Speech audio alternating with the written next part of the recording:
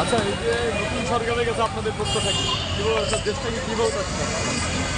ধন্যবাদ আমাকে সুযোগ করে দেওয়ার জন্য।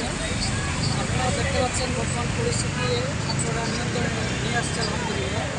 এবং বর্তমান সরকারের কাছে আমরা কিছু প্রত্যাশা করবো যে যারা হচ্ছে ছাত্র আন্দোলনে মারা গিয়েছে তাদের সঠিক বিচার চাই আমরা, সঠিক তদন্ত করে। যারা হচ্ছে পুলিশ মারা গিয়েছে তাদেরও সঠিক তদন্ত করে আমরা বিচার চাই করে।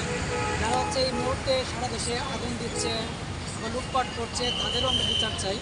এবং আমি মনে করি বর্তমান যে তত্ত্বাবধায়ক সরকার আসছেন ওনার কাছ থেকে আমরা প্রত্যাশা করি যে যেন সুন্দর একটা রাষ্ট্র গঠন হয়, শান্তি চাই আমরা। ছাত্র শান্তি চাই। ধর্মের বিষয়টা, ধর্ম নিরপেক্ষতার বিষয়টা, বাংলাদেশে তো 90% মুসলমান কান্ট্রি। এই বিষয়টা নতুন সরকারের কাছে আসলে আপনারা যে ধর্মীয় বিষয়টা কীভাবে দেখছেন, আমার কীভাবে ধর্ম পালনের বিষয়টা? অবশ্যই ধর্ম জায়গা থেকে আমি যদি মনে করি যার যার ধর্ম যার যার কাছে, যেমন হিন্দু তাদের ধর্ম থেকে তারা স্বাধীন, আমরা মুসলিম হিসেবে আমরা স্বাধীন।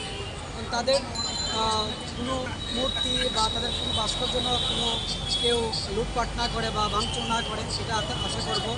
এবং এই কাজগুলো তারাই করে যারা প্রকৃত মুসলিম, তারা কখনোই কাজ করবে না। যারা জঙ্গি বা হচ্ছে যারা এই ধরনের সন্তান দুষ্কৃতিকারী তারাই কিন্তু এই ধরনের কাজগুলো করছে।